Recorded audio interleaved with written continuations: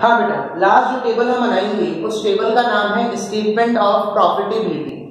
अब ये statement of profitability हम लोग कैसे बनाते हैं, बहुत सिंपल है, बेसिक सा फंडा है कि भाई सबसे पहला कॉलम बेटा प्रॉफिट निकालने का तरीका तो वही है, sales minus variable cost is equal to क्या आएगा बेटा आपका कंट्रीब्यूशन, और कंट्रीब्यूशन में से हम किसको माइनस करेंगे बेटा, फिक्स्ड कॉस्ट को, तो हमारा क्या आएगा नेट प्रॉफिट।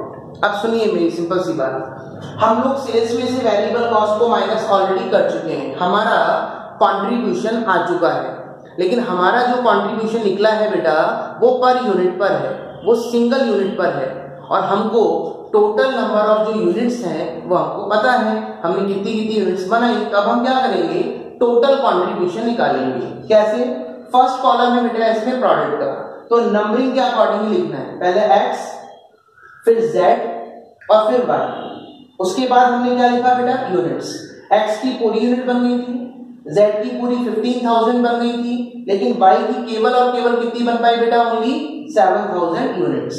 हमने किससे मल्टीप्लाई किया, उनके कंट्रीब्यूशन से, और कंट्रीब्यूशन हमने क्या निकाला था बेटा, पर यूनिट पे, सिंगल यूनिट पे, और जैसे ही हम यूनिट को कंट्रीब्यूशन से मल्टीप्लाई करेंगे तो बेटा आपका जो फिगर आएगा वो रुपीज में आएगा, 2 6 12, 15,000 इंटू 20 करें तो इट्स आएगा 3,75,000 रुपीज, और 7 8 आएगा बेटा 56।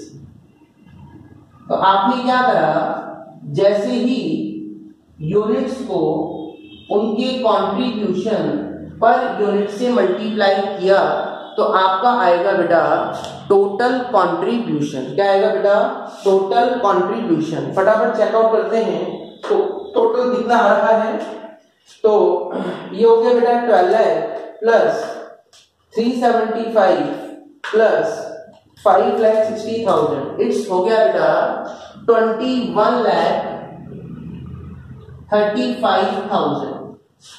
बेटा इसको मैं ऊपर लिख रहा हूं ताकि आपको हो सकता है नीचे का क्लियर नहीं दिख रहा हो। तो टोटल जो हमारा कंट्रीब्यूशन आया वो आया बेटा कितना, 21,35,000, यानी टोटल कंट्रीब्यूशन है हमारा 21,35,000। और आप सबको पता है जैसे ही बेटा हमारा कंट्रीब्यूशन निकल जाता है तो हम बस कंट्रीब्यूशन में से किसको माइनस करते हैं बेटा, फिक्स्ड कॉस्ट को। किसको माइनस करते हैं, फिक्स्ड कॉस्ट। जब हम बेटा कंट्रीब्यूशन तीनों का कंबाइन ले रहे हैं, टोटल ले रहे हैं, तो फिक्स्ड कॉस्ट को भी हम कंबाइन लेंगे, उनका हम टोटल लेंगे।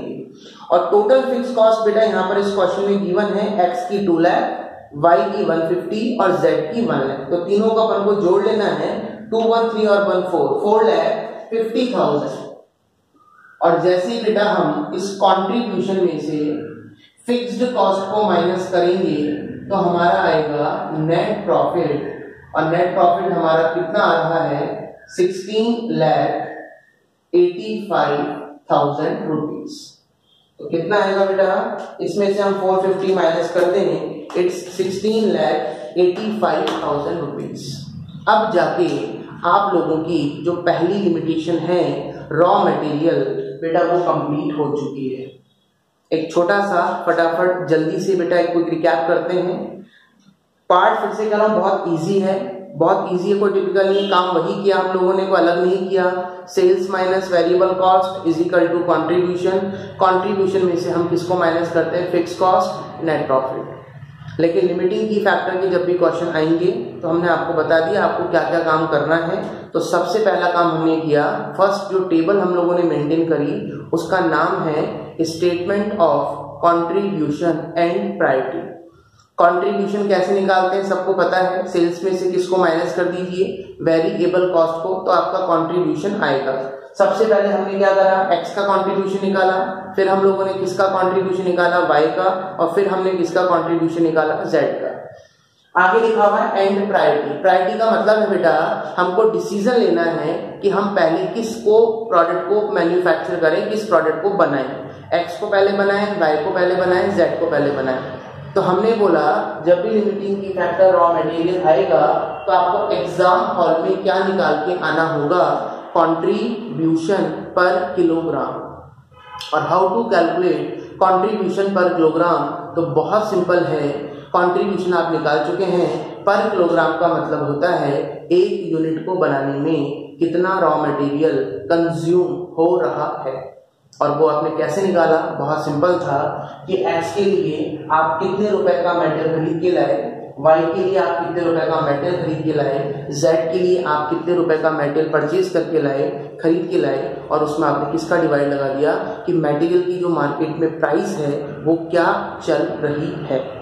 Is it clear? और जैसे आपने अमाउंट में उस प्राइस का डिवाइड लगाया तो आपका बेटा कंजप्शन निकल के आ गया कि एक्स की एक यूनिट को बनाने में कितना रॉ मटेरियल कंज्यूम हो रहा है, वाई की एक यूनिट को बनाने में कितना रॉ मटेरियल कंज्यूम हो रहा है, और जेड की एक यूनिट को बनाने में कितना रॉ मटेरियल कंज्यूम हो रहा है।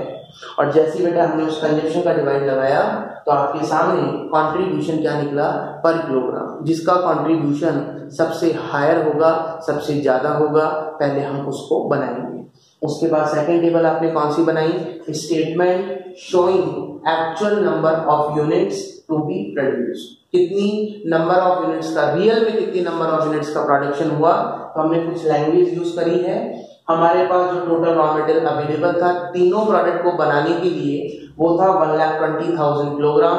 उसमें से हमने सबसे पहले एक्स को बनाया, फिर हमने जेड को बनाया, और लास्ट वाले में हमने बताया कि हमेशा जो भी आपका लिमिटिंग की फैक्टर है वो शॉर्ट पड़ेगा, तो लास्ट वाले में हमेशा क्या लगता है, डिवाइड।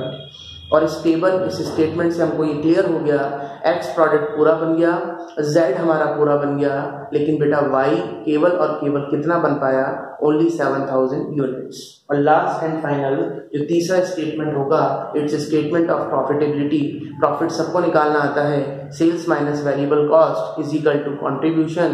कंट्रीब्यूशन में से किसको माइनस कर दें, फिक्स्ड कॉस्ट को, is equal to net profit. और सबको पता है बेटा कंट्रीब्यूशन हम ऑलरेडी निकाल चुके हैं, लेकिन हमने जो कंट्रीब्यूशन निकाला था इट्स पर यूनिट, वो पर यूनिट पे निकाला था। अब हम क्या कर रहे हैं, उनको बस यूनिट से क्या कर रहे हैं, मल्टीप्लाई। तो हमारा टोटल कंट्रीब्यूशन आया 21,35,000, और उसमें से फिक्स कॉस्ट 4,50,000 माइनस कर दें तो हमारा आंसर आएगा 16,85,000। लेकिन अभी ये मत सोचना आपका क्वेश्चन कंप्लीट हो गया, ये हमने केवल और केवल फर्स्ट जो हमारी प्रायोरिटी है वो रॉ मटेरियल कंप्लीट करी है। अभी भी हमारी दो जो प्रायोरिटी, अभी हमने फर्स्ट लिमिटिंग की फैक्टर को कवर किया है, रॉ मटेरियल, और अभी हमें दो लिमिटिंग की फैक्टर और कवर करने हैं, जिसका नाम है लेबर आर और जिसका नाम है बेटा सेल।